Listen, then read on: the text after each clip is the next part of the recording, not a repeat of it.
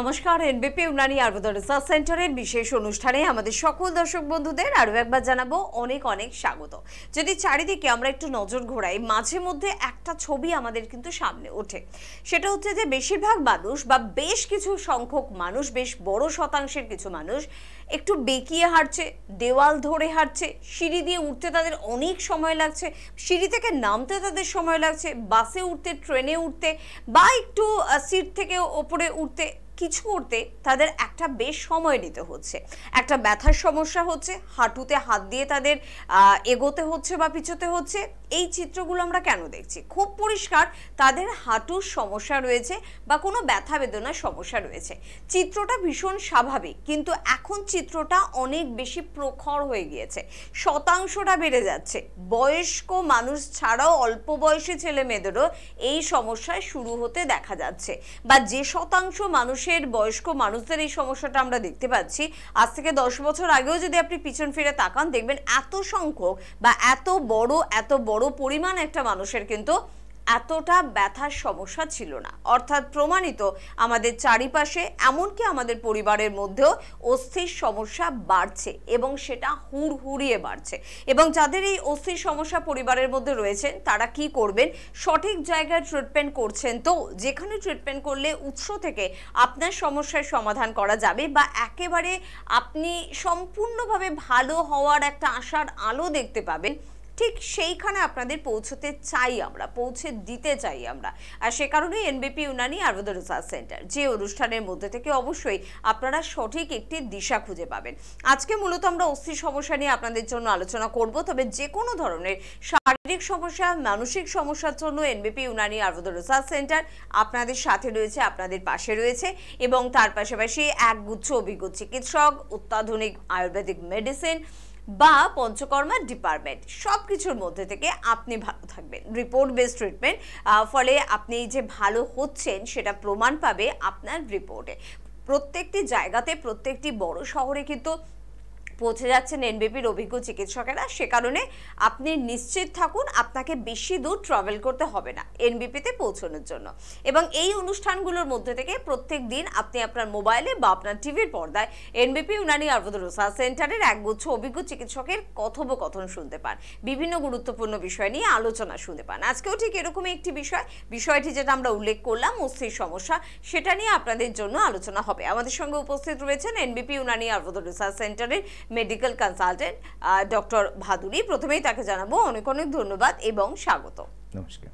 এবং তার পাশাপাশি ডক্টর ভাদুরীকে এই প্রশ্নটাই করবো যে প্রত্যেকদিন আপনি অনেক চেম্বারে থাকেন এবং অন্যান্য অভিজ্ঞ চিকিৎসকদেরও আপনি দেখেন যে তারা প্রচুর পেশেন্ট অ্যাটেন্ড করছেন, এবং সেখানে অস্থির পার্সেন্টেজটা কীরকম থাকে এবং সেখানে ভালো থাকার শতাংশটাও কীরকম থাকে? দেখুন, আমাদের ওখানে যদি 10 জন পেশেন্ট আসে, তার মধ্যে দেখা যাচ্ছে যে 7 জনের কিন্তু এই ব্যথার সমস্যা আছে। এবং তাদের এই 7 জনের মধ্যে তাদের অধিকাংশই হচ্ছে ধরুন ওই মোটামুটি ধরুন এজ গ্রুপটা বলবো, সেখানে মহিলাদের ক্ষেত্রে বেশি, এবং এজ গ্রুপটা অ্যাপ্রক্সিমেটলি ওই 50+। এটা আর যার যে কজন আছে তাদের দেখা যাচ্ছে তারা অল্প বয়সী, মানে ধরুন তারা হয়তো 30, 32, 35 এই রেঞ্জের এজ গ্রুপ, তাদেরকেও কিন্তু দেখা যাচ্ছে এই সমস্যাগুলো নিয়ে আসছে। তো দিন দিন কিন্তু এই সংখ্যাটা বাড়ছে। এই পার্সেন্টেজ, যে এই ব্যথার পেশেন্টের যে পার্সেন্টেজ, আমি যেটা বললাম এখন যে 7 জন হয়তো একটা চেম্বারে দেখা যাচ্ছে একদিনে ব্যথার পেশেন্ট আছে 10 জনে, এই সংখ্যাটা কিন্তু আগে এত ছিল না এবং আজকাল দিন দিন বাড়ছে। এবং মহিলাদের ক্ষেত্রে দেখা যাচ্ছে এই সমস্যাটা কিন্তু অতিরিক্ত মাত্রায় বেশি।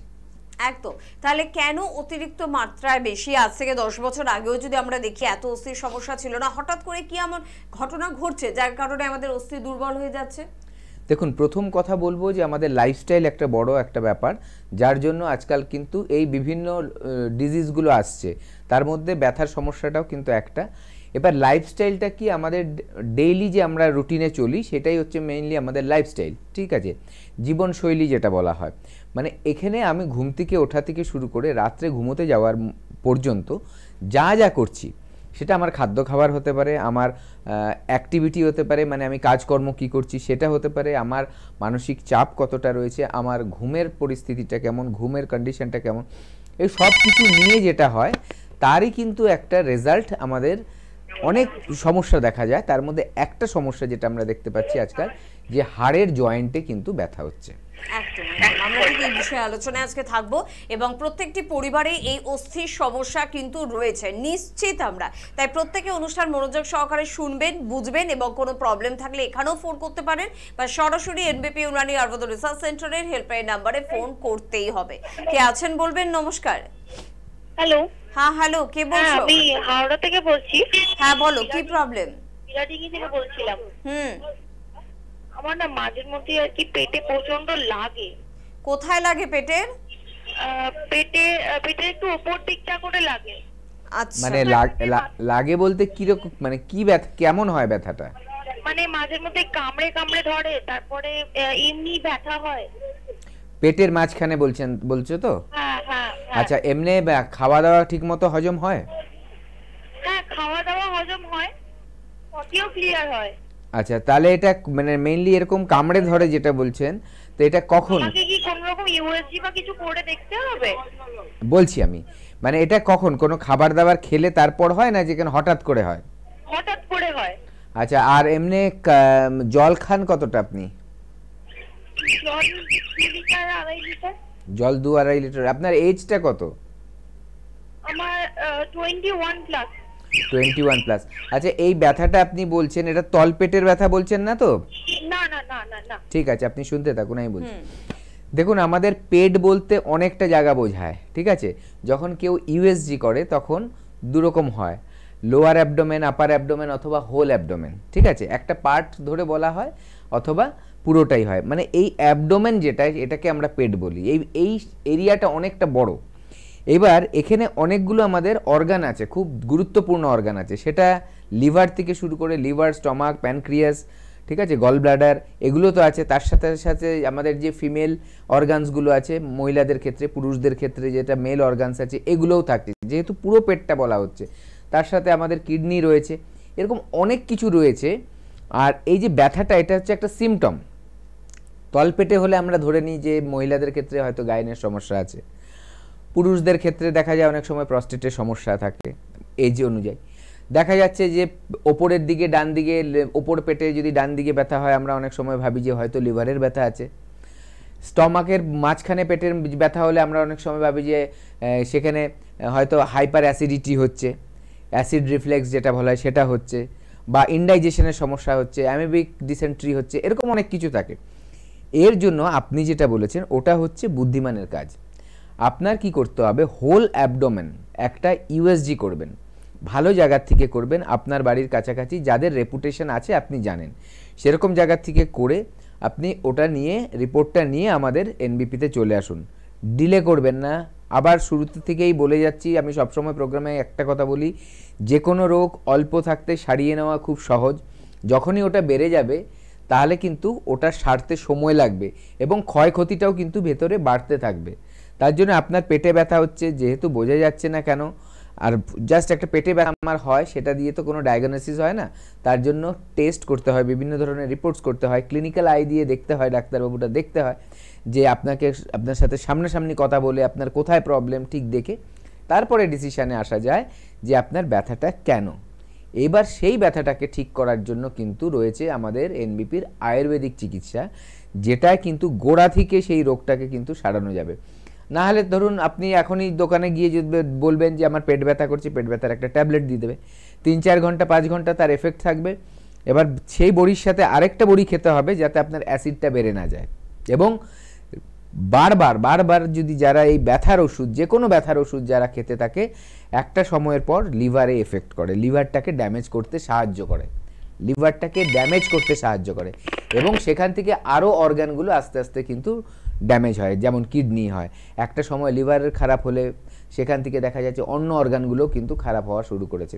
তো সব রোগগুলো কিন্তু একটার সাথে আরেকটা রিলেটেড। তাই যে কোনো রোগ যখনই শুরুতে ওটা হলো, আমি বলবো আয়ুর্বেদিক চিকিৎসা করিয়ে সেটা কিন্তু নির্মূল করে নিন। এবং এই এনবিপিতে এসে যারা চিকিৎসা করছে তারা কিন্তু সম্পূর্ণভাবে সেই রোগটাকে সারিয়ে তুলতে পারছে। একদম, এবং ইয়াং জেনারেশনও কিন্তু এখন ভীষণ রকম ভাবে এনবিপি ইউনানি আয়ুর্বেদ রিসার্চ সেন্টারের কিন্তু ফ্যান হয়ে গিয়েছে। তারা কিন্তু অনুষ্ঠানে ফোন করছে, বিভিন্ন চেম্বারে তারা যোগাযোগ করছে বা হেল্পলাইন নাম্বারে ফোন করে কিছু কোয়ারি করছে।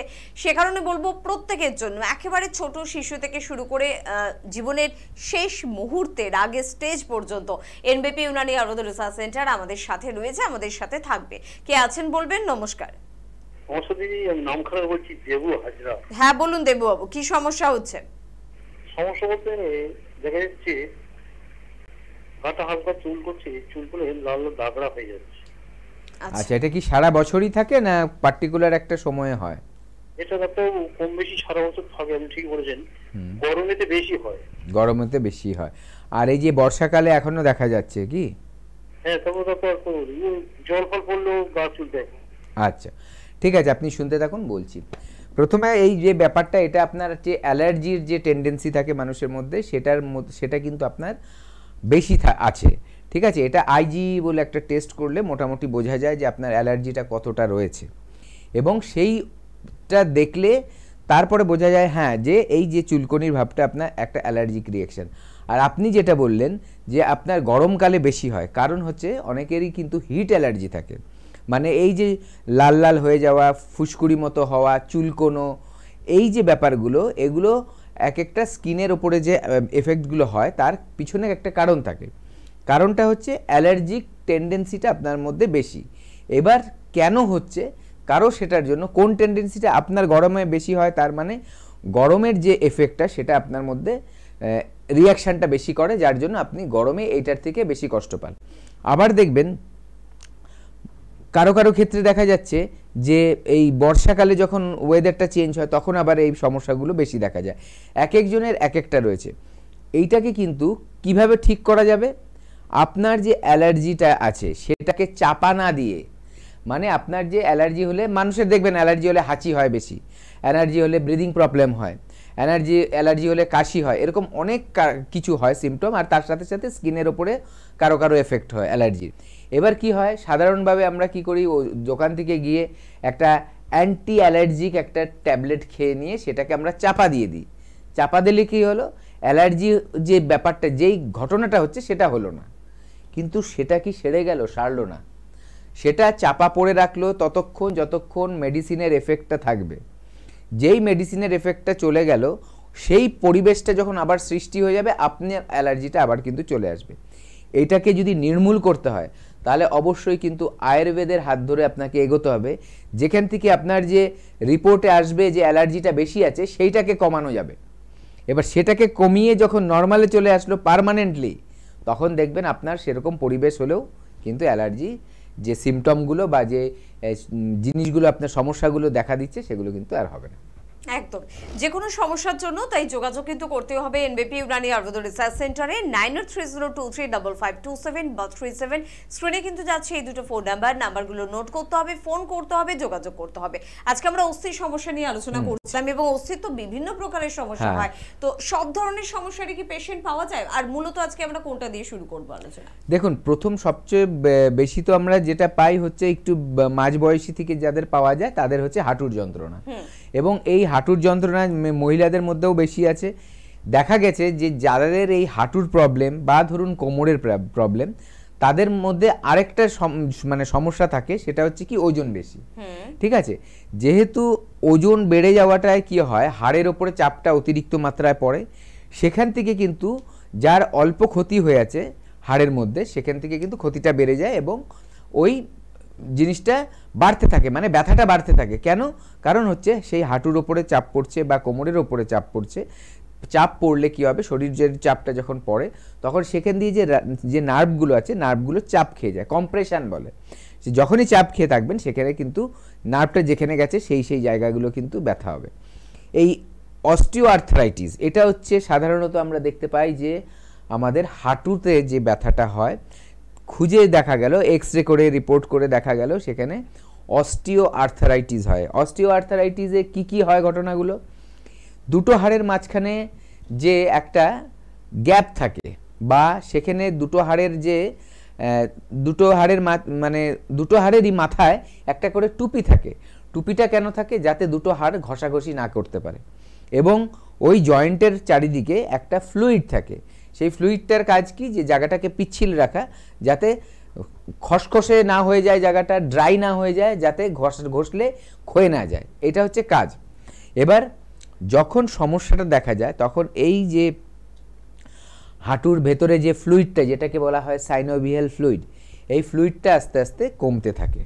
তার কিছু কারণ হচ্ছে কি, আমাদের খাদ্য খাবারের ধরন, আমাদের আয়ুর্বেদের মধ্যে যে আমাদের প্রকৃতি, বাত প্রকৃতি আছে, বিভিন্ন ধরনের যেগুলো প্রকৃতি আছে 3 ধরনের, এই যে তার যে এক একটার প্রভাব যখন বেড়ে যায়, ঠিক আছে, এই বাতের যখন প্রভাবটা বেড়ে যায় তখন কিন্তু ইমব্যালেন্স হয়, মানে ভারসাম্য যখন হারায়, মানে বাত, কফ, পিত্ত, এই 3টের যখন ভারসাম্যটা হারিয়ে যায় এবং বাতের মানে প্রকোপটা বেড়ে যায়, তখন কিন্তু দেখা যায় এই জায়গায় ড্রাইনেসটা চলে আসছে। সাধারণভাবে কি বলা হয়, যে এর কি করতে হবে, যে এর অপারেশন করতে হবে। তাহলে কি হয়েছে, যে এই ক্ষয়ক্ষতিটা যেটা হয়েছে ওই জায়গাটায় নতুন একটা হাড় লাগিয়ে দেওয়া হবে এবং সেভাবে তাহলে আর ক্ষয়ক্ষতিটা হবে না।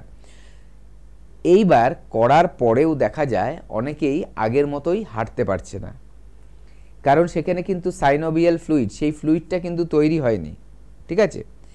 এবং এই যে হাড়, এই হাড়ের মাথাটা ঠিক করা হলো, কিন্তু বডিটা তো শক্ত নেই, বডিটার মধ্যে তো সমস্যাটা রয়েই গেছে, কারণ হাড়টা তো উইক রয়েই গেছে।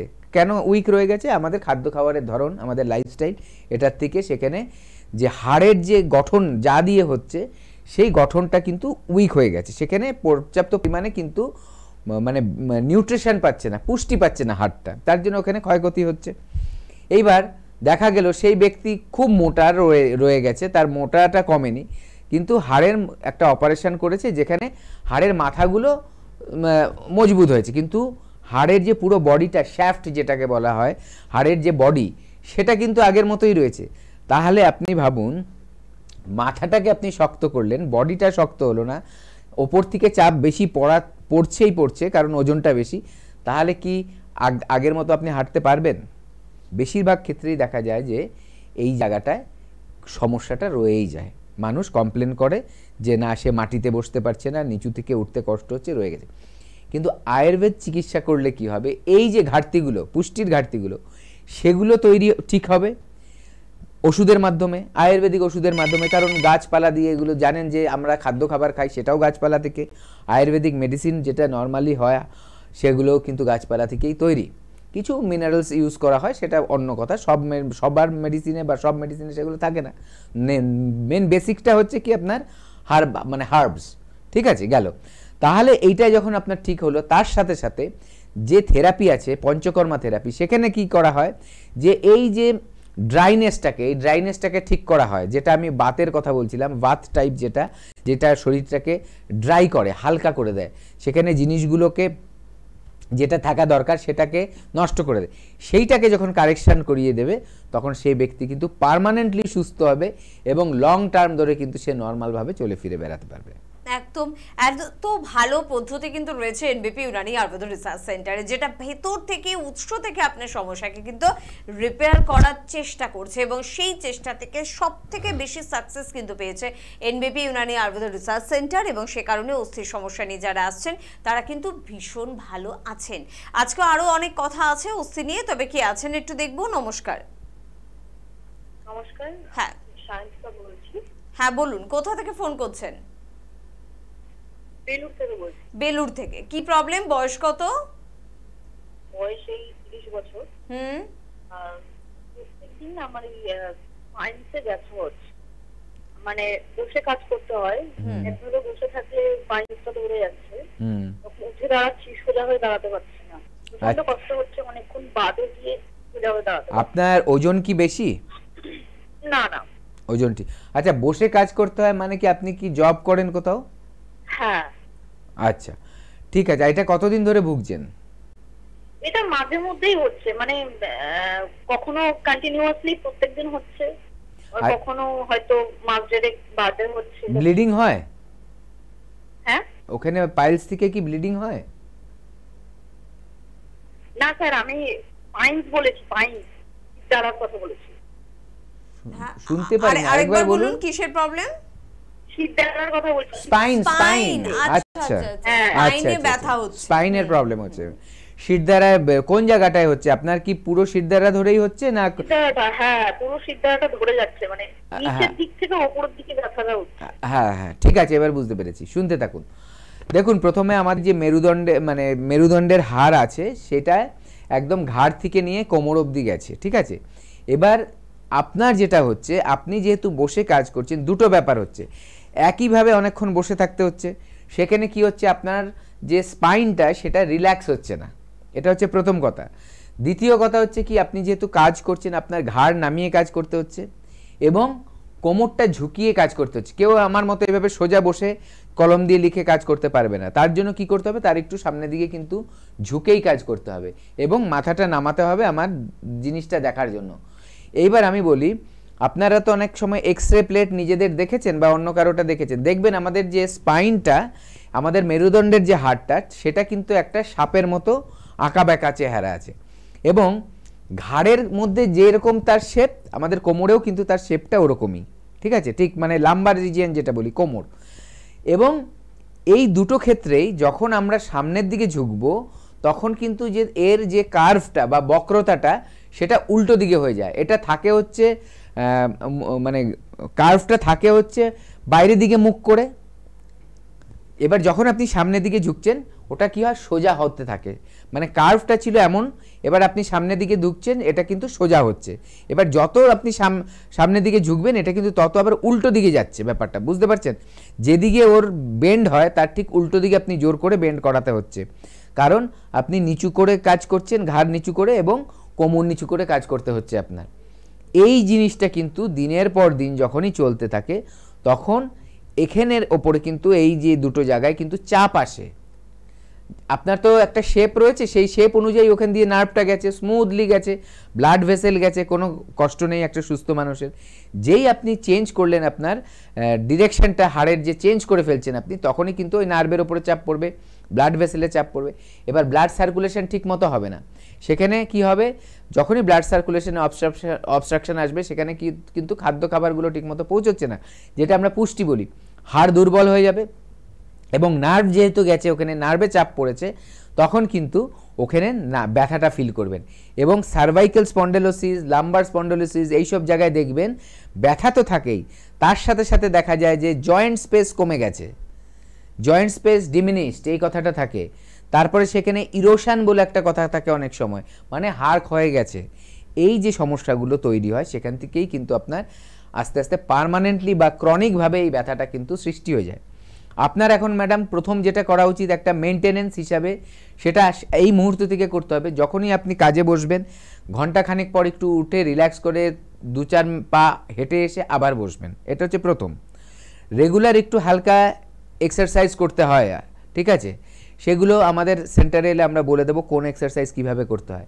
তৃতীয়ত, হালকা বালিশ ইউজ করুন এবং শক্ত জায়গায় ঘুমানোর চেষ্টা করুন। অতিরিক্ত নরম জায়গায় ইসেতে বেডে ঘুমাবেন না, গদিতে ঘুমাবেন না অতিরিক্ত নরম জায়গায়, তাহলে সেটা কিন্তু ক্ষতি হয়। কারণ তখনও কিন্তু আপনার যে হাড়ের যে স্পাইনের যে বক্রতাটা সেটা কিন্তু নড়াচড়া করতে থাকে। এইভাবে ঘুমন।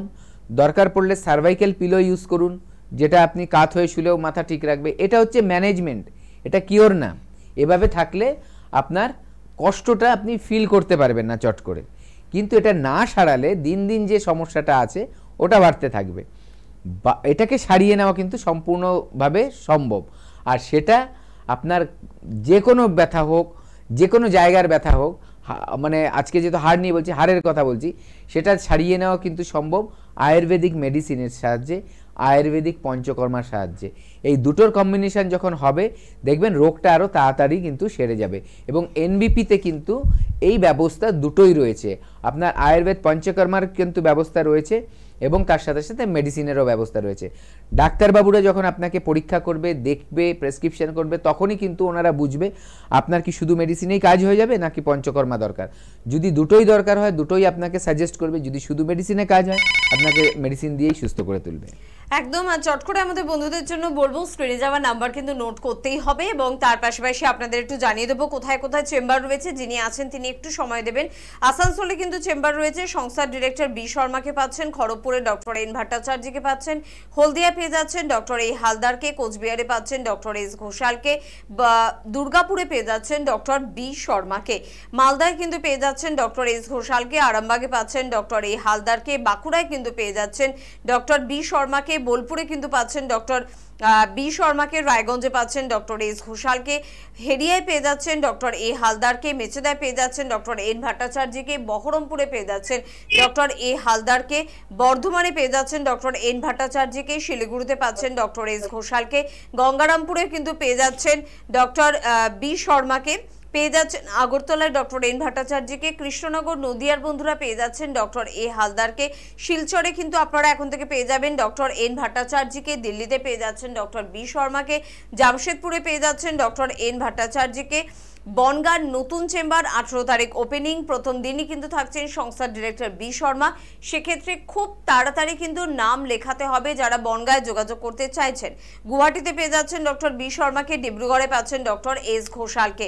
এছাড়াও কিন্তু কলকাতা এবং হাওড়ায় প্রচুর চেম্বার রয়েছে। ডক্টর বি শর্মা সংস্থার ডিরেক্টর, তাকে সোমবার করে মধ্যমগ্রামে পাচ্ছেন, মঙ্গলবার করে শিবপুর এবং অবশ্যই ল্যান্সটাউন চেম্বারে পাচ্ছেন, বুধবার বালচিগুড়ি বাজার এবং কলকাতার শোভাবাজারে কিন্তু পেয়ে যাচ্ছেন, বৃহস্পতিবার করে আপনারা কিন্তু দক্ষিণ 24 পরগনার বন্ধুরা আমতলা চেম্বারে পাচ্ছেন, শুক্রবার বেলুড়ে পাচ্ছেন, শনিবার আপনারা খিদিরপুরে পেয়ে যাচ্ছেন, রবিবার কিন্তু আবারও ল্যান্সটাউনের চেম্বার রয়েছে।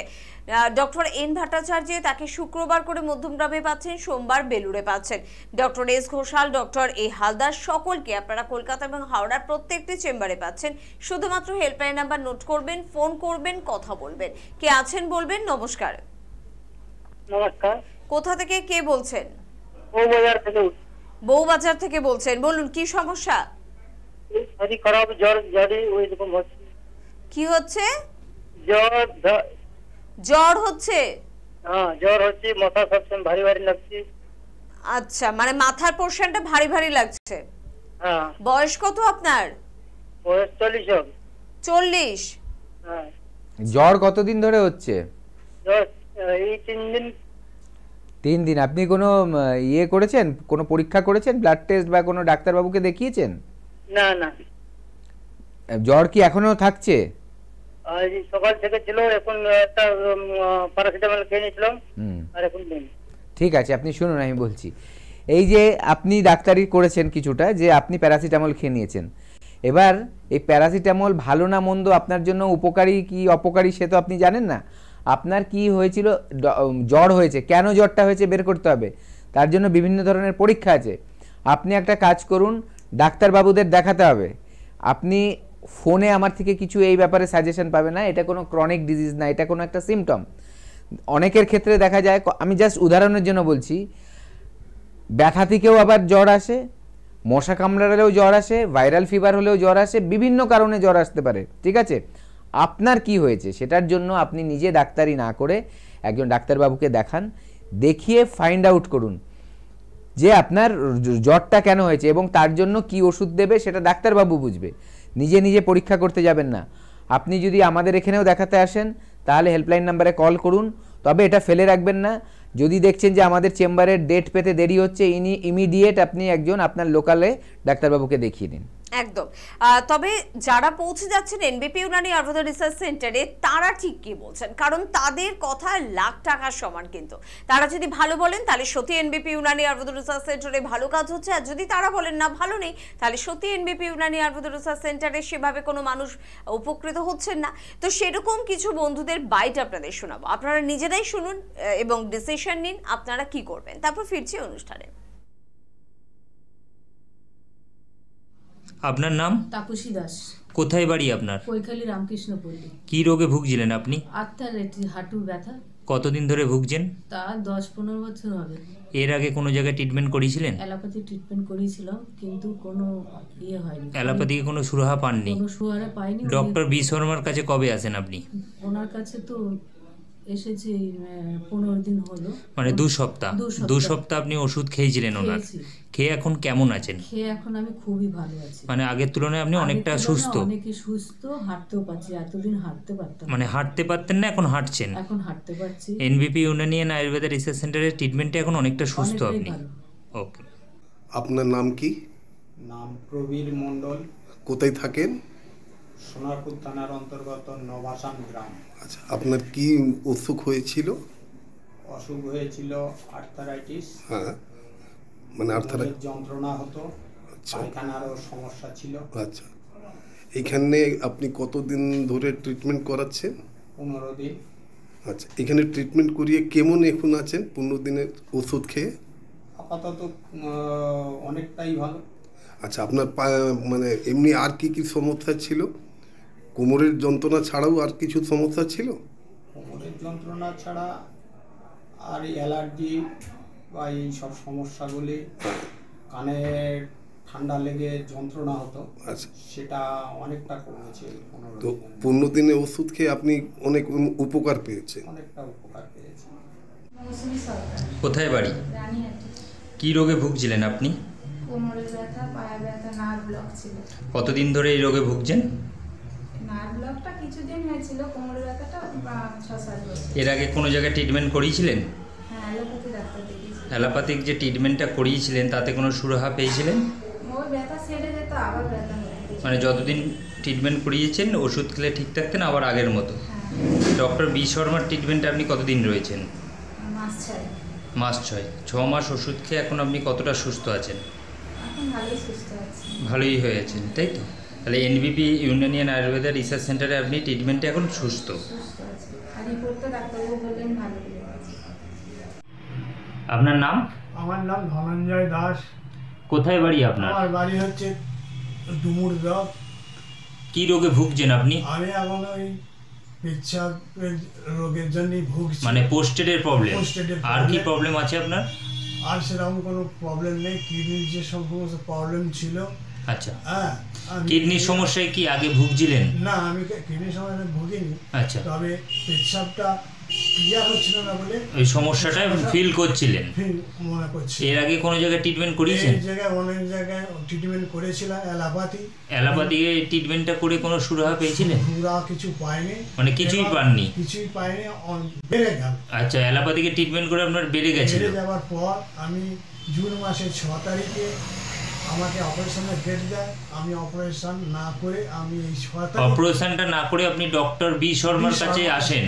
হ্যাঁ, যোগাযোগ করে, এবং প্রমোদ শর্মা এবং নিরঞ্জনা ভট্টাচার্য যোগাযোগ করে আমি ওনার প্রোগ্রাম দেখে এই ওষুধ খেয়ে 15 দিনের ওষুধ খেয়ে আমি যখন সুস্থ হতে লাগলাম। আপনি ওষুধ কতদিন খেয়েছেন? প্রায় 4 মাসের মতন হলো ওষুধ। 4 মাস ওষুধ খেয়েছেন, কিন্তু এখন ওষুধ খেয়ে আপনার যে সমস্যাগুলো ছিল এখন কেমন আছে? এখন আমি পুরোপুরি সুস্থ আছি। মানে পুরোপুরি আপনি সুস্থ বোধ করছেন? ডক্টর বি শর্মার ট্রিটমেন্টে এখন আপনি অনেকটাই সুস্থ? এনবিপি ইউনানিয়ান আয়ুর্বেদা রিসার্চ সেন্টারে ট্রিটমেন্ট করে আপনি এখন অনেকটা সুস্থ বোধ করছেন, তাই তো?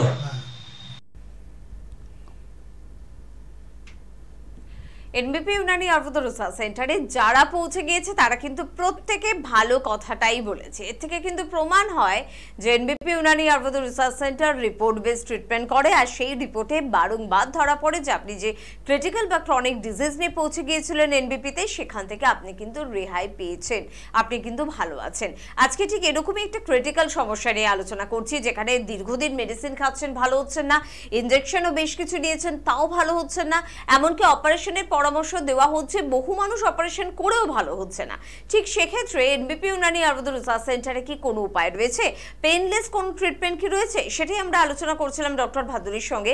আমরা যে বিষয়টাই ছিলাম, আমরা বোধহয় হাঁটুর ব্যথা নিয়ে আমরা কথা বলছিলাম। হ্যাঁ, এই তো যেটা আর্থারাইটিসের প্রবলেম আমরা বলছিলাম, তার সাথে সাথে আমরা স্পাইনের সমস্যাগুলোও বললাম, এছাড়া আরও ব্যথা আছে, এবং এই সবগুলোর কিন্তু ট্রিটমেন্ট রয়েছে এনবিপিতে। আমরা একটু আলোচনা করি। যেমনি ধরুন আমরা দেখি যে অ্যানক্লোজিং স্পন্ডিলোসিস কীরকম হয়, ইনভেস্টিগেশনের তো দরকার আছে, তবে কিছু সিমটম বলি যে মাল্টিপল জয়েন্টে কিন্তু ব্যথাগুলো হবে, মানে বিভিন্ন জয়েন্টে, সেটা ঘাড়ে হতে পারে, হাতে কুনুইতে হতে পারে, রিস্টে হতে পারে, আঙুলে হতে পারে, কোমরে হতে পারে, তারপরে অ্যাঙ্কেলে হতে পারে, বিভিন্ন জায়গায় দেখা যায় সেই ব্যক্তি কিন্তু ভুগছে।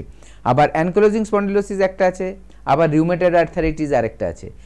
অনেক রকম কিন্তু আমাদের এই আর্থারাইটিস আছে, ঠিক আছে, বা স্পন্ডিলোসিস আছে বা জয়েন্ট পেন আছে, আমরা যেটা সোজা ভাষায় বললে বোঝা যাবে জয়েন্ট পেন আছে। এর নাম আলাদা আলাদা, কিন্তু সিমটমগুলো মোটামুটি কাছে, এবং দেখা গেছে যে এগুলো কিন্তু জয়েন্টেই হবে, ঠিক আছে। তার কারণ হচ্ছে, হওয়ার কিছু কারণ আছে। জয়েন্টে ব্যথাগুলো একরকম, আবার রিউমেটয়েড আর্থারাইটিস যেটা, সেটা কিন্তু ব্লাডের ব্যাপার, ব্লাডের থেকে কিন্তু ব্যাপারটা ছড়ায় শরীরে ব্যথাটা, কিন্তু ওটা জয়েন্টে ব্যথা আসলেও কিন্তু ওটা জয়েন্টের সমস্যা থেকে কিন্তু ব্যথাটা সৃষ্টি হয় না রিউমেটয়েড আর্থারাইটিসের, ঠিক আছে। কিন্তু অন্য যেগুলো ankylosing spondylosis, cervical spondylosis, lumber spondylosis, তারপরে আমাদের যেটা নি জয়েন্ট হয় অস্টিও আর্থারাইটিস, তারপরে ধরুন ফ্রোজেন শোল্ডার, এইগুলো কিন্তু সবই কিন্তু জয়েন্টে হবে এবং জয়েন্টে ব্যথা হবে। জয়েন্টে ব্যথা হওয়ার কারণগুলো আমরা যেগুলো আলোচনা করছি সেগুলোই কিন্তু এর কারণ। একদম, আমরা এই ব্যথার বেদনার সমস্যা নিয়ে আবারও ফিরবো, অস্থির সমস্যার সমাধানের কথা অবশ্যই আপনাদের জানাবো, তবে তার আগে কে আছেন দেখবো। নমস্কার। হ্যাঁ নমস্কার ম্যাডাম। কোথা থেকে ফোন করছেন? হ্যাঁ আমি পাঁশকুড়া থেকে ফোন করছি ম্যাডাম। পাঁশকুড়া থেকে, কি প্রবলেম? প্রবলেম বলতে চুল ওঠার খুব সমস্যা ম্যাডাম। হ্যাঁ, খুব চুল উঠে যাচ্ছে। হেয়ার ফলিং এর বয়স কত? হেয়ার ফলিং বয়স 32। আচ্ছা, আপনার যে চুল পড়ছে এটা কতদিন ধরে পড়ছে? এটা প্রায় 1.5 বছর। 1.5 বছর। আপনার স্মোকিং করেন কি আপনি? হ্যাঁ স্মোকিং করেন। আচ্ছা, এবং চুল যে পড়ছে সেটা কি একদম কি এখন টাক হয়ে গেছে নাকি অল্প মানে হাত দিয়ে টানলে চুল পড়ছে বা চিরুনি দিয়ে আঁচড়ালে? হাত দিয়ে টানলে চুল পড়ছে, হাত দিয়ে যখন টানি তখন তার চুল পড়ছে। চুল পড়ছে, টাক ওই সামনের দিকটা হয়ে গেছে তার অনেক। আচ্ছা, আর তার সাথে আপনার খাদ্য খাবারের ধরন কি? আপনার হজম ঠিকমতো হয়? পটি ঠিকমতো হয়? না, পটিটাও ঠিকমতো হয় না। আর রাত্রে ঘুম ঠিকমতো? হ্যাঁ, রাত্রে ঘুমটা হয় ঠিকমতো। ঠিক আছে, আপনি শুনুন আমি বলছি। দেখুন, আপনার যে সমস্যাটা হচ্ছে এটা হচ্ছে আপনার 32 বছর মতো বয়স। এই বয়সে চুল যেটা আপনি বলছেন হাত দিয়ে টান দিলে চুল পড়ে যায়, ওখানে দেখবেন যদি সেই চুলটার গোড়ায় একটা সাদা ডটের মতো জিনিস থাকে একটা, ঠিক আছে, বুঝবেন যে আপনার কিন্তু চুলটা পুরো গোড়া থেকে উঠে আসছে। চুলের যে আমাদের যে বাইরের পার্টটা, এটার প্রাণ নেই, এটা মরা, এটা শুধু মানে ভেতরে যখন থাকে সেটার প্রাণ আছে, সেখানে নার্ভ আছে, কিন্তু ওপরটাই নেই। তার জন্য দেখবেন আপনি কাটলে ব্যথা পান না, কিন্তু চুল টানলে যখন গোড়ায় টান পড়ছে সেটাই ব্যথা পাচ্ছেন। এবার কি হচ্ছে, আপনার যে চুলটা গোড়া থেকে যদি চলে আসে তাহলে ওই সাদা মতো একটা জিনিস থাকবে, তার মানে কি আপনার গোড়াগুলো চুলের নষ্ট হচ্ছে এবং উইক হয়ে গেছে, দুর্বল হয়ে গেছে, ঠিক আছে। একটা গাছের কথাই ভাবুন, একটা গাছ দিয়ে বোঝালে বুঝবেন, যখন গাছটা খুব চারিদিকে ওর শেকড় বাকড় ছড়িয়ে মাটিটা খুব শক্ত থাকে তখন কিন্তু ঝড় দিলেও গাছটা পড়ে না। আবার দেখবেন অনেক গাছ আছে যে ঝড়ে উপড়ে পড়ছে, কেন? তার ওখান থেকে যে মাটিটা সেটা নরম হয়ে গেছে, তার জন্য ওর শেকড় বাকড়গুলো শক্ত করে ধরে রাখতে পারছে না নিজেকে। চুলের ক্ষেত্রেও কিন্তু এরকম হয়। আপনার যে চুল থেকে গোড়া থেকে যদি চুলটা উঠে যায় তাহলে বুঝবেন আপনার স্ক্যাল্পটা, মাথাটা কিন্তু সেখানে দুর্বল হয়েছে, উইক হয়েছে, এবং তার জন্য চুল টান দিলে বা হাতে লাগলে বা চিরুনি দিয়ে আঁচড়ালে গোড়া থেকে চলে আসছে।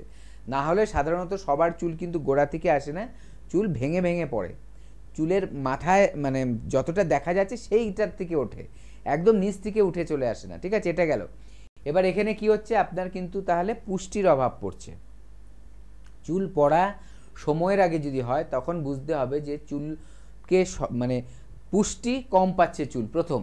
দ্বিতীয়ত আপনার স্ক্যাল্প, যেটা আমি বলবো যে মাটি, সেই জায়গাটাই কিন্তু আপনার দুর্বল আছে, সেখানে হয়তো ব্লাড সার্কুলেশন ঠিক হচ্ছে না, সেখানে কোনো রকম ইনফেকশান থাকতে পারে, সেখানে দেখা যাচ্ছে আপনি যে অন্য যে স্মোক করছেন সেখানে তার ব্যাড এফেক্ট একটা আসতে পারে, এরকম সব কিছু, বা মানসিক চাপ আসছে যেখানে হরমোনাল চেঞ্জ হচ্ছে তার জন্য চুলটা ওখান থেকে নষ্ট হচ্ছে, চুলের ওই জায়গাটা নষ্ট হচ্ছে এবং চুলটা পড়ে যাচ্ছে, এরকম কিন্তু অনেক কারণ থাকতে পারে। আর একটা কথা জেনে রাখুন যে চুল কিন্তু মোটামুটি সারা জীবনে একটা চুল, তা সে যদি নর্মালভাবে বেঁচে থাকে, চুলটা যে হেলদি হেয়ার যার, তারও কিন্তু চুল পড়বে মোটামুটি 18 থেকে 20 বার। এবার এটা যতদিনে চুলটা পড়তে থাকে 18 থেকে 20 বার, পড়বে, 20 বার গজাবে আবার নতুন প্রত্যেকটা চুল। এবার এটা এই করতে করতে মানুষের বয়স হয়ে যায়, দেখা যায় যে বুড়ো হয়ে গেছে তখন চুলটা হালকা হয়েছে, অথবা দেখা যায় অনেকে যখন মারা গেছে তখন চুল নিয়েও মারা গেছে, বয়স্কর কথা বলছি আমি, ঠিক আছে। কিন্তু প্রিম্যাচিওর হেয়ার ফল যেটা বলে, প্রিম্যাচিওর মানে মরে যাওয়ার টাইম হয়নি চুলটার, কিন্তু তার আগে মরে গেল, তখন কিন্তু সমস্যাটা কি হয়, তাহলে 18-20 বারটা খুব তাড়াতাড়ি হয়ে যাবে।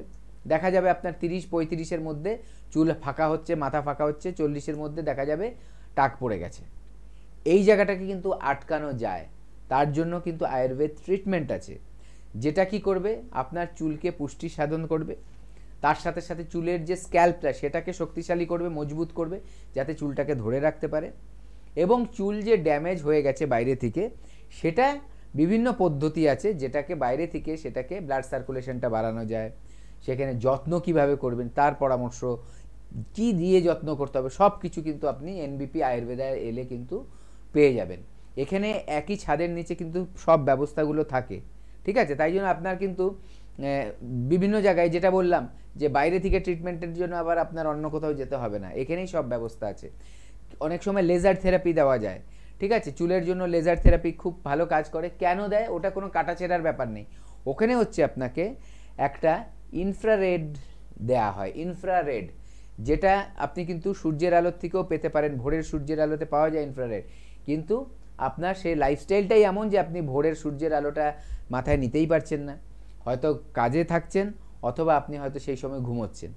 তার জন্য একটা নিয়ম করে সায়েন্টিফিক্যালি কিন্তু প্রসেস করা হয়, কিছু ইনস্ট্রুমেন্ট তৈরি করা হয়, যেগুলোকে কিন্তু ইনফ্রারেড দেওয়া যায় মানুষের শরীরে, এবং এই যে ইনফ্রারেডের কিন্তু খুব সুন্দর এফেক্ট মানুষের চুলের ওপরে পড়ে। তো এটাই কিন্তু একটা লেজার থেরাপি আছে, যেটা আপনি এনবিপিতেও কিন্তু পাবেন।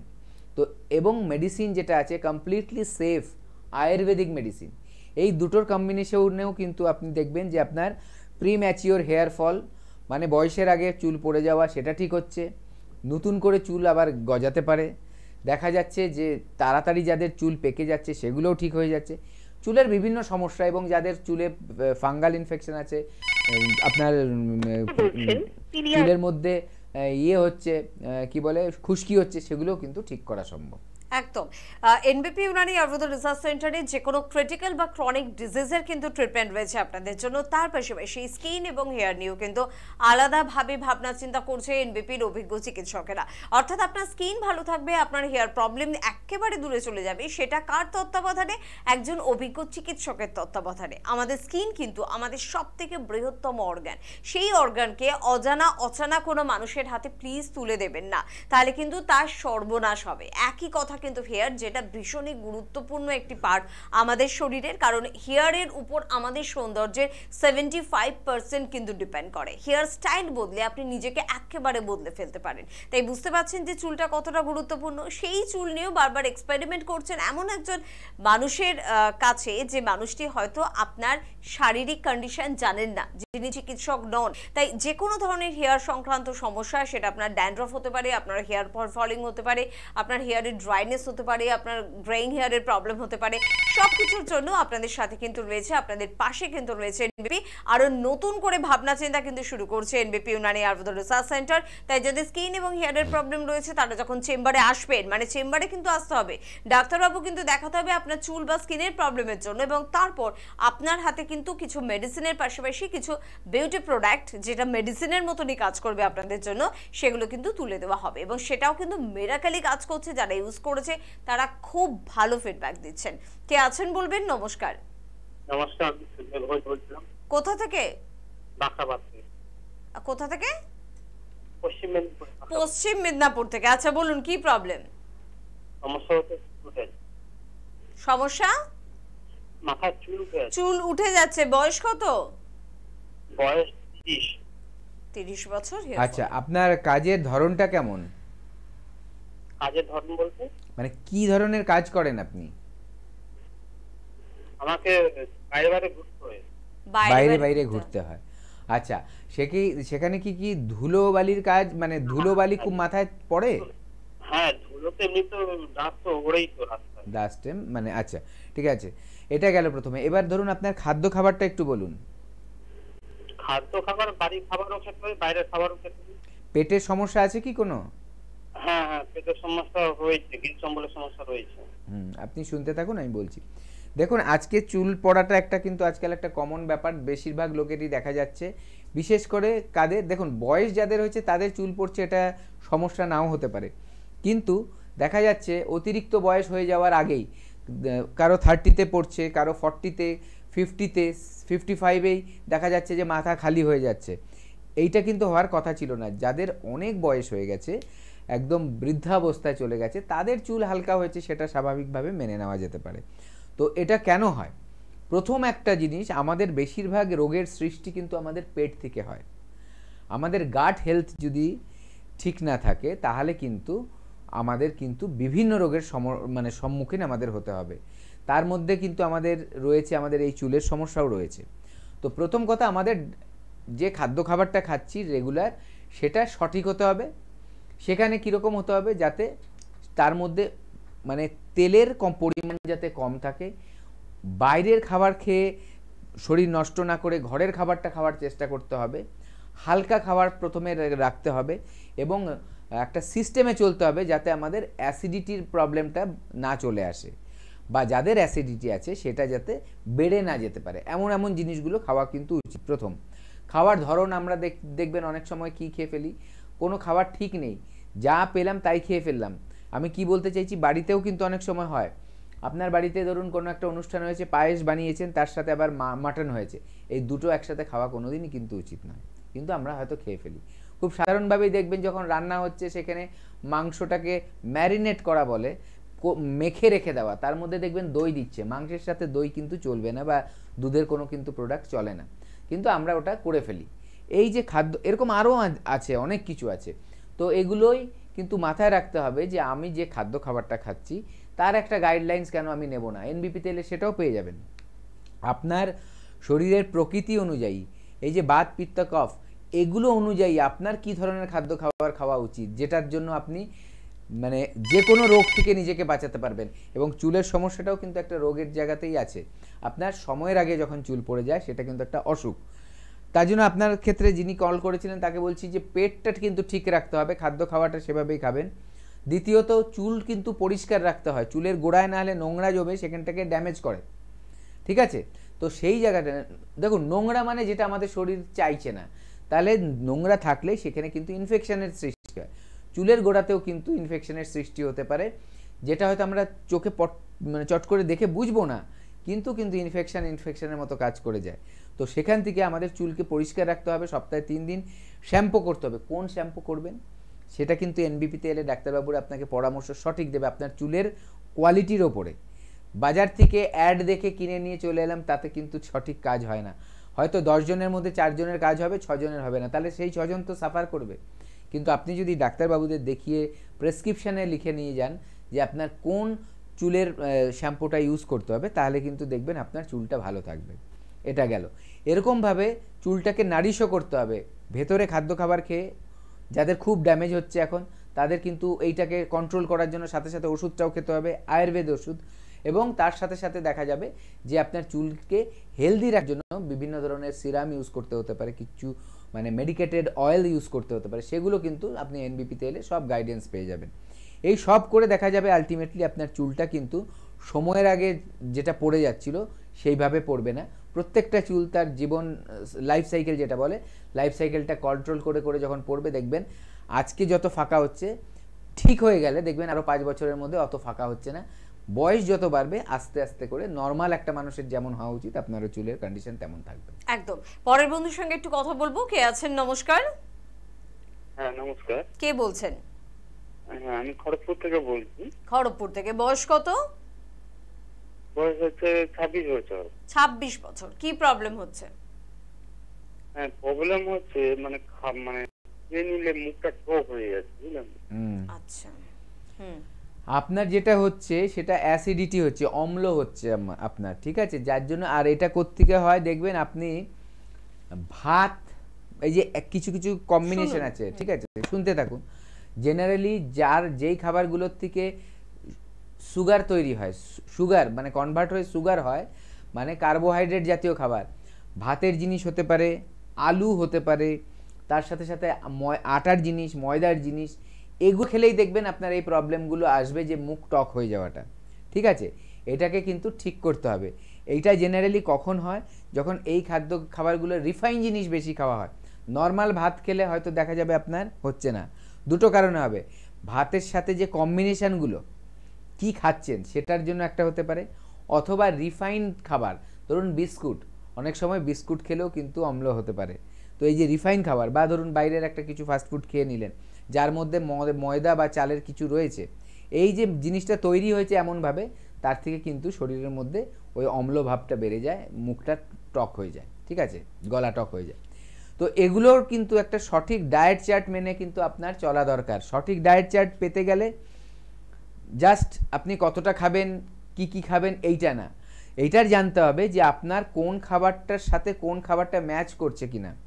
আমরা অনেক সময় রায়তা বলে একটা জিনিস খাই, রায়তার মধ্যে কি থাকে? টক দই থাকে, তার সাথে আমরা আরও কিছু অ্যাড করি, হয়তো গোলমরিচ দিলাম, বিট নুন দিলাম, আরও একটা কিছু অ্যাড করি, সেটা শসা দিলাম। অনেকে আবার সেটার সাথে পেঁয়াজও দেয়। কিন্তু রায়তার মধ্যে বা টক দইয়ের মধ্যে কোনোদিনই পেঁয়াজ দিয়ে খাওয়া যায় না। এগুলো হচ্ছে বোঝার ব্যাপার আছে। এই পরামর্শগুলো আপনি কোথায় পাবেন? এগুলো আপনি যখন আমাদের ক্লিনিকে আসবেন,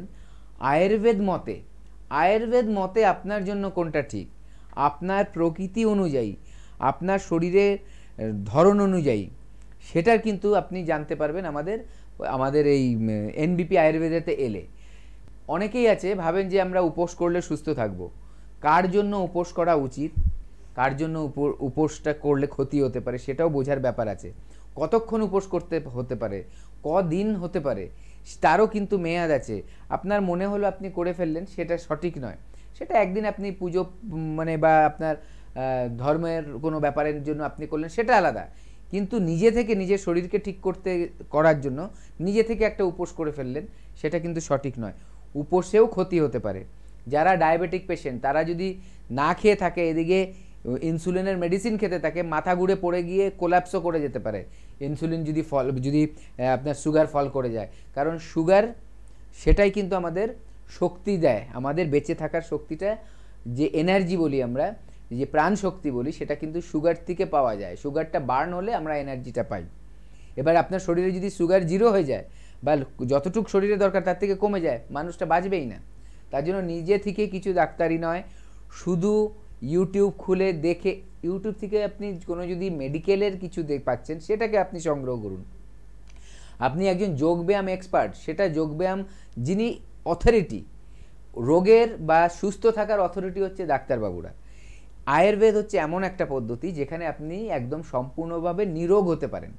একটা অসুখ নিয়ে এলেন, সেটার চিকিৎসার সাথে সাথে আপনার সারা শরীরের কিন্তু এবং মনের চিকিৎসা কিন্তু অটোমেটিক করা হয়ে যায় আয়ুর্বেদিক ট্রিটমেন্টে। তাতে কি হয়, অনেক রোগের কথা হয়তো আপনি জানেনও না যে ফিউচারে ওটা আসতে পারে, সেই রোগটা থেকে আপনি বেঁচে গেলেন। অনেক সময় এটা কি হয় যে আপনি একটা রোগ নিয়ে কথা বলতে এসছেন, কিন্তু পাশাপাশি ছোট ছোট আরও প্রবলেম আছে, আপনি সেটাকে ওভারলুক করে গেছেন, দেখেননি। ঠিক আছে, আপনি চুল নিয়ে ভাবছেন, চুলের সমস্যা এত, কিন্তু আপনি পেটটা নিয়ে ভাবেননি। কিন্তু পেট যে চুলের সাথে রিলেটেড, এটা একজন ডাক্তারবাবুই আপনাকে কিন্তু বোঝাতে পারবে বা তার সঠিক চিকিৎসা করতে পারবে। তার জন্যই বলবো, হেল্পলাইন নাম্বারে কল করবেন, যে কোনো ছোট থেকে ছোট সমস্যা হোক, একবার হেল্পলাইন নাম্বারে কল করে এনবিপির চেম্বার আপনার কাছাকাছি কোনটা হবে সেটা জেনে নিন, দেখান ডাক্তারবাবুদের, দেখবেন চট করে কিন্তু আপনি উপকার পেয়ে যাবেন আর পার্মানেন্ট একটা সলিউশন পাবেন। একদম পার্মানেন্ট সলিউশনটা কিন্তু আমরা প্রত্যেকেই চাই, আর সে কারণেই কিন্তু আমরা বলে থাকি যে চলে আসুন না এনবিপি ইউনানি আয়ুর্বেদ রিসার্চ সেন্টারে, কারণ এখানকার অভিজ্ঞ চিকিৎসকেরা সাময়িকভাবে আপনাকে ভালো করার পক্ষপাতী নয়। তারা নিজেরাই স্যাটিসফাই হয় না, তো আপনি কি স্যাটিসফাই হবেন? সে কারণেই এনবিপি ইউনানি আয়ুর্বেদ রিসার্চ সেন্টার চিরতরে আপনাকে ভালো করেন। শর্ত একটাই, ডাক্তারবাবুদের কথা অক্ষরে অক্ষরে আপনাকে কিন্তু মেনে চলতে হবে, না হলে কিন্তু সুস্থতা পেতে আপনার কিন্তু লেট হবে। আর স্ক্রিনে কিন্তু যাচ্ছে ফোন নাম্বার, সেই ফোন নাম্বার নোট করতে হবে। যিনি আছেন তিনি একটু সাথে থাকবেন, চট করে, সময় যেহেতু সংক্ষিপ্ত, চট করে আরেকবার বলে রাখবো যে আসানসোলে কিন্তু আপনারা পেয়ে যাচ্ছেন চেম্বার, পেয়ে যাচ্ছেন সংস্থার ডিরেক্টর বি শর্মাকে, খড়গপুরে ডক্টর এন ভট্টাচার্য সিএমও তাকে পাচ্ছেন, হলদিয়ায় পেয়ে যাচ্ছেন ডক্টর এ হালদারকে, কোচবিহারে পাচ্ছেন ডক্টর এস ঘোষালকে, দুর্গাপুরে পেয়ে যাচ্ছেন, এখন থেকে দুর্গাপুরে আপনারা আবার ডক্টর এন ভট্টাচার্যকে কিন্তু পাচ্ছেন, মালদায় ডক্টর এস ঘোষালকে পাচ্ছেন, আরামবাগে পেয়ে যাচ্ছেন ডক্টর এ হালদার, বর্ধমানে, বাঁকুড়াতে আপনারা পেয়ে যাচ্ছেন পাচ্ছেন ডক্টর বি শর্মাকে, বোলপুরে পাচ্ছেন ডক্টর বি শর্মাকে, রায়গঞ্জে পাচ্ছেন ডক্টর এস ঘোষালকে, হেরিয়ায় পেয়ে যাচ্ছেন ডক্টর এ হালদারকে, মেছেদায় পেয়ে যাচ্ছেন ডক্টর এন ভট্টাচার্যকে, বহরমপুর অর্থাৎ মুর্শিদাবাদের বন্ধুরা পেয়ে যাচ্ছেন ডক্টর এ হালদারকে, বর্ধমানে পেয়ে যাচ্ছেন ডক্টর এন ভট্টাচার্যকে, শিলিগুড়িতে পাচ্ছেন ডক্টর এস ঘোষালকে, গঙ্গারামপুরে পেয়ে যাচ্ছেন ডক্টর এস ঘোষালকে, আগরতলায় পেয়ে যাচ্ছেন ডক্টর এন ভট্টাচার্যকে, কৃষ্ণনগরে পেয়ে যাচ্ছেন ডক্টর এ হালদারকে, শিলচরে পেয়ে যাচ্ছেন কিন্তু ডক্টর এন ভট্টাচার্যকে, দিল্লিতে পেয়ে যাচ্ছেন ডক্টর বি শর্মাকে, জামশেদপুরে পাচ্ছেন ডক্টর এন ভট্টাচার্যকে, গুয়াহাটিতে পেয়ে যাচ্ছেন ডক্টর বি শর্মাকে, ডিব্রুগড়ে কিন্তু পেয়ে যাচ্ছেন ডক্টর এস ঘোষালকে। এছাড়া নতুন চেম্বার হচ্ছে বনগাঁ চেম্বার। বনগাঁয় যারা যোগাযোগ করতে ইচ্ছুক তাদের এখনই কিন্তু নাম লেখাতে হবে। বেশি দেরি করলে যদি অনেক বেশি পেশেন্ট হয়ে যায় তখন একটু সমস্যা হতে পারে, সে কারণে এখনই নাম লেখান, তাহলে কিন্তু নিশ্চিত আপনারা বনগাঁয় ডাক্তারবাবু অর্থাৎ সংস্থার ডিরেক্টর বি শর্মা এবং অন্যান্য অভিজ্ঞ চিকিৎসকদের সঙ্গে কথা বলার সুযোগ পাবেন। এছাড়া কলকাতা এবং হাওড়াতে কিন্তু চেম্বার রয়েছে।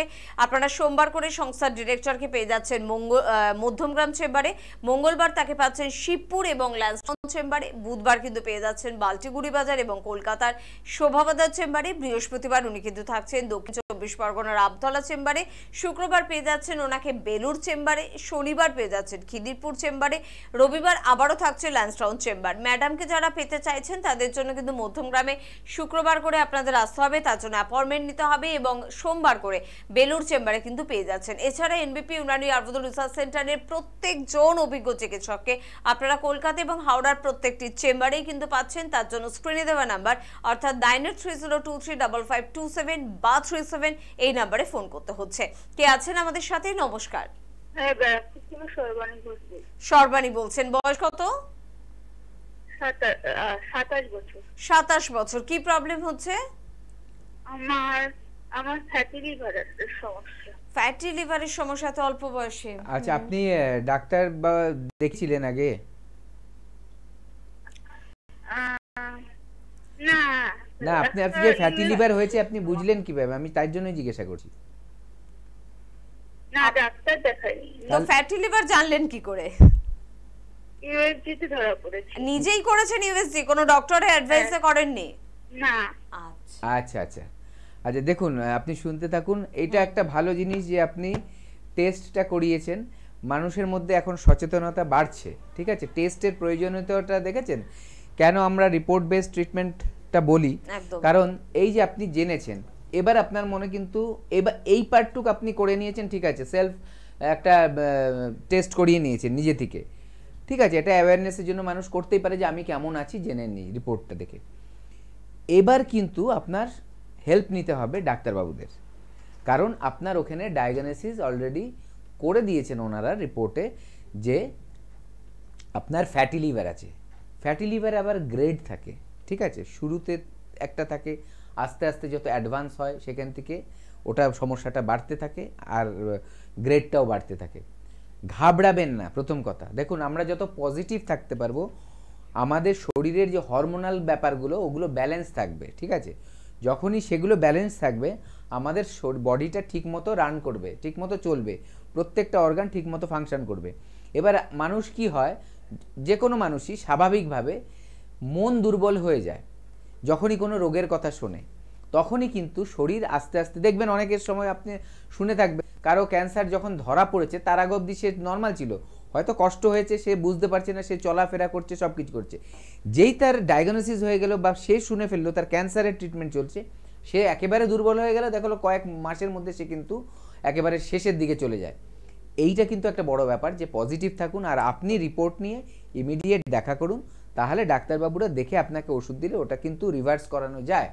আপনি যে কন্ডিশনে আছেন ওটা ডাক্তারবাবুরা দেখবে, দেখে কিন্তু আপনাকে ট্রিটমেন্ট করলে আয়ুর্বেদিক মতে আপনি কিন্তু সুস্থ হয়ে যাবেন, ফেলে রাখবেন। একদম একদম। আজকে হাতে সময় একদম নেই, অনুষ্ঠান থেকে বিদায় নেব। পরবর্তী অনুষ্ঠানে আবারও দেখা হবে। ধন্যবাদ জানাবো আপনাদের, ধন্যবাদ জানাবো ডাক্তারবাবুকে। নমস্কার।